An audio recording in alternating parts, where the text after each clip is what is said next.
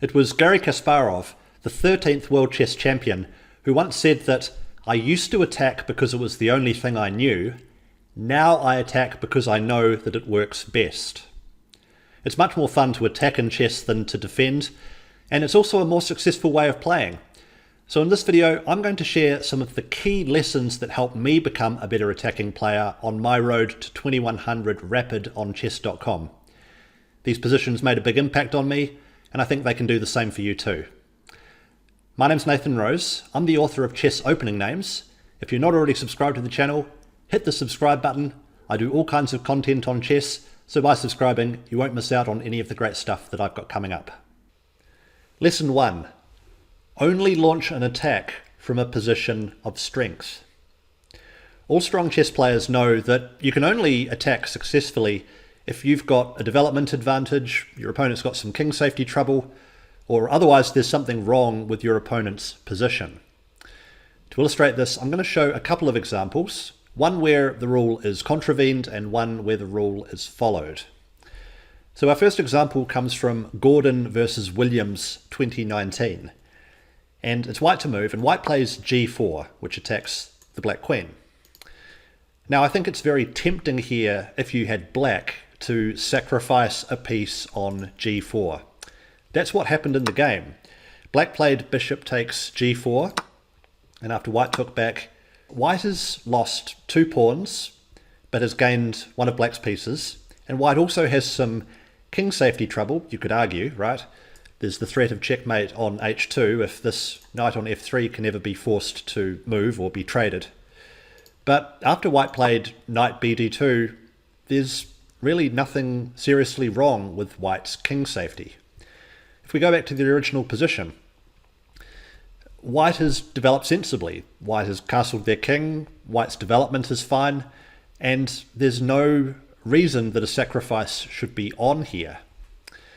To contrast this, well, let's look at our second example. This is Keres versus Winter, 1935. And here black has gone pawn grabbing, okay? Black has neglected their queenside development, as opposed to white, who has got their king castled and all of the pieces out to good squares. And black would realize that they need to get their king safe as soon as possible, and for this reason black played bishop to d6. But here, the conditions for a sacrifice do work. This is in contrast with the other position, right? So here, Keres played knight takes f7, and after the king takes back, white's pieces flood in. We could look at a lot of lines here, but I think it's clear to see that an attack can be much more likely to succeed in a position like this one than in a position like this one.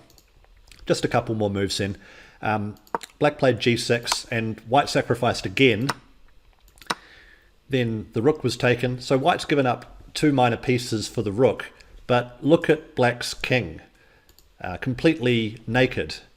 White's always got the possibility of giving this check on f6, bringing a rook to the e-file, as happened in the game, and pretty quickly the black king found itself in too much danger and white went on to win. Lesson 2. Create king safety trouble for your opponent. Now one of the best ways of doing this is to prevent your opponent from getting castled. To illustrate this, we're going to take a look at Urva versus Landau 1939. It's white to move here, and you can see that white has the option of capturing this pawn on e6. So let's see what happens if white does that straight away. Well, in that case, black's able to block with the bishop, and black's king might be able to get castled later. Maybe can castle queenside and get out of harm's way. It's for this reason that back in the original position, white played the move a5, which is a very interesting pawn sacrifice. This pawn sacrifice needs to be accepted, by the way. You can't take the pawn with the queen because white would take back with the rook, and if the queen moves away, then the bishop on b4 would fall. So bishop takes a5 is forced, and the difference now is that when white captures on e6, black's unable to block with the bishop like he was able to in that other line. So now black's got to play king to d8, and black's king has lost castling rights and is going to be in much greater danger as a result. White went on to win. If you're enjoying this video so far, it'd be great if you could quickly show your appreciation by giving it a like down below. With that, let's get back to the lessons. Lesson 3. Add pressure to the attacking focal point. It's white to move in Ravinsky versus Panov 1943, and if you count material, white is a whole rook down. However, white does have a great deal of pressure against the focal point e7. It's the e7 square around which white's attack revolves, so white played rook to e1, adding extra pressure to that focal point. The threat is queen takes e7 checkmate, so black defended with queen to c5. And now white played a very clever move. White would like to get his last piece into the attack. This bishop on c1 would love to come to the g5 square, again to add pressure to e7, but at the moment the black queen is guarding that square. So what did white do? White played b4. A distraction sacrifice, because if the pawn is taken, then bishop to g5 becomes possible, and there's not really any saving the e7 square. In the game, black found a better defense. After b4, black played knight to f8, so the black queen is attacked, but now the white queen is attacked as well. So white retreated with queen to g4, and after black's queen moved out of danger as well, again it became all about the focal point, e7. And with the rook sacrifice, rook takes e7 check, the black king was drawn out onto the open board, and we'll leave it here, but if you want to check out the rest of the game, you can see how the two bishops on the open board combined with the queen covered too many squares, and pretty soon black's king found itself checkmated. Lesson 4. Induce weakening pawn moves around the enemy king. When a castled king is protected by a wall of its own pawns, as black is here, it's much harder for an attack to break through. So phase 1 of an attack often is to get one of these pawns to move forward, therefore creating new holes in the castled position. Let's show what I mean. From the game Vidmar versus Yates 1922, where white could have started with queen to h3. Now this attacks the pawn on h7 and invites black to move forward with h6. So because white has got black to play this move, the g6 square is now much weaker. And let's see how white can exploit this. Okay, so white can start with rook f to g4. This creates another threat. Because the rook now is on the g file, the threat is rook takes h6. You can't take back due to the pin. So black plays king to h7, and now the point of inducing this weakening pawn move is that the knight can look to come around and get into the g6 square, or maybe h5. There's a few different possibilities here for white, but these possibilities are made possible by the fact that earlier queen h3 forced h6 forward and therefore made black's kingside castled position more vulnerable. If you've watched this far, it's because you're serious about improving your chess. I help ambitious adult improvers reach their goals in the game, whatever they may be. So if you'd like my help, click the link in the description below. It's the pinned comment or the top of the description, and we can explore whether working together will be a good fit. And with that, let's get back to the lessons. Lesson 5. When attacking, look to open lines towards the enemy king, even at the cost of material. This position is from Alyakin versus Jonna, 1934. Now, Alyakin, the 4th World Chess Champion, was a legendary attacking player, but even so, it seems as though black's king is safe enough, right? Yes, the white queen is aggressively placed, but with the black queen and black knight around it, and seemingly no way for this bishop to get into the game, stuck behind all of its own pawns, there doesn't seem to be too much danger, right? Well, think again. Alyakin played the brilliant move d6. a pawn sacrifice which looks to open this light squared diagonal towards the black king. First of all, let's take a look at what happens if black takes pawns. So if the pawn on d6 were captured, then Alyekin's follow-up would have been c5. And now, all of a sudden, this diagonal is wide open. If black captures again, then bishop to b3 check is terminal. Black can safely resign. In the game, instead, black tried c5, but again, we've got a way in for the light squared bishop now. The game only lasted a couple more moves, queen to d7, and then very cleverly Alyekin played queen to h6 so that bishop to d5 would arrive with greater force. Black resigned, and a brilliant demonstration there of why and how to open lines towards the enemy king when you're looking to attack. Lesson 6 is all about how pawn sacrifices can also be used to clear new squares for attacking pieces to come into.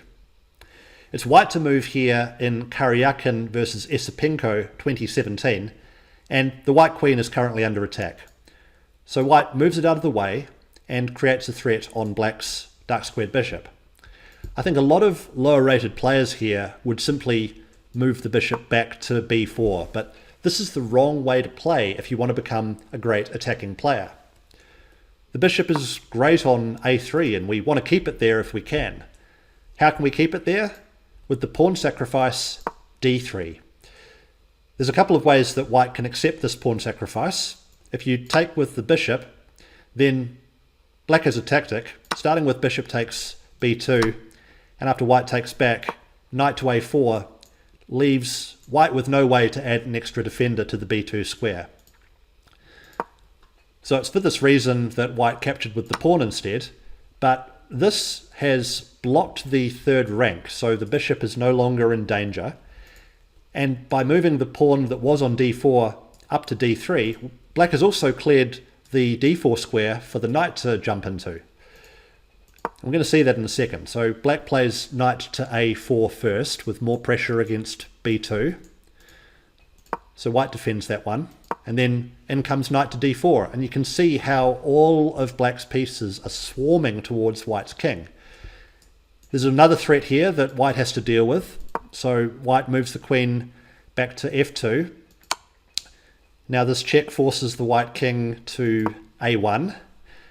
And now black has a brilliant move here. Queen to b3. The point being, if the queen is taken, then knight takes b3 is actually checkmate. So white can't do that. Instead, white took on c3, so eliminating one of the attackers at least. So now we get to see how black finishes off the game. Starting with this check, white has to block. We can make this trade and then give this check on c1. And you can see how useful the knight is now on d4, because now we can jump in with knight to c2 check, which forces white to give up the queen. And, well, I think we can leave it here. Clearly, black is an overwhelming amount of material up, and black went on to win this game. Lesson 7. When you're attacking, the killer move can be a quiet move. It's black's move here in Lloyd versus Delmar 1879. Now, what should black do here? Well, it would be wrong to give the check on h1. This just helps white's king reach safety. White wants to hide their king over on c2, let's say, around its own pawns and pieces. Much better, the way that you finish the game immediately, is to cut off the white king's retreat with the move rook to e5. This was the move played in the game, and it was the final move of the game, because white now has no way of meeting queen to h1. It's actually checkmate in one no matter what white does here, and for this reason white resigned. This may seem like a rather obvious example to some of you, but the mindset is important. Just remember, it's not always the check which is the strongest way to finish off an attack. I really hope you can use what you've learnt in this video to win more of your chess games. Remember, I help ambitious adult improvers to reach their goals in chess. So if you'd like to explore working together, click the link in the description below and we can see if a collaboration makes sense for both of us. Aside from that, if you did enjoy the video, please show your appreciation by giving it a like down below. Subscribe to my channel if you want more chess content, and feel free to drop a comment down below as well. I'd love to hear what you thought of this video and what you've learned from it. Until next time then, I'm Nathan Rose. Thanks for watching, and bye for now.